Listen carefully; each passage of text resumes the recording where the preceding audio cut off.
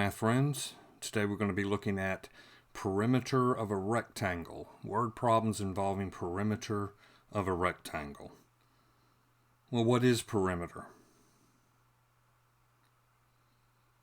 Perimeter is the distance around a polygon. You find the perimeter by adding the lengths of the sides of the polygon. So for example, in this triangle we add A, B, and C. In our rectangle, length, and width. Let's look at some basic problems. First of all, if we take this triangle and we want to find the perimeter, we add 9 plus 18 plus 20,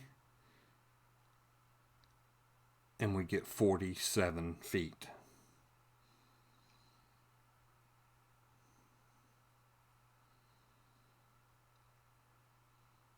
Now let's look at a word problem.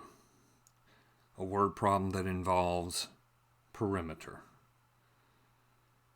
The perimeter of a rectangle is 54 centimeters. The width is 3 centimeters less than half the length. Find the dimensions. So let's draw a rectangle. Let's label our length and width.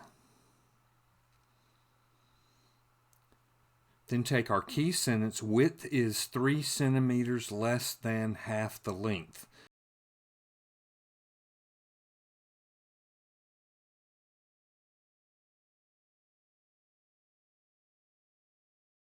Then when we set up our equation, we add all four sides.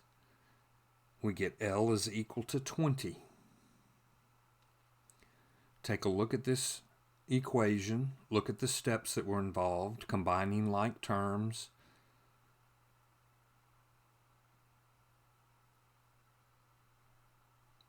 So we find that the length is 20, the width is 7.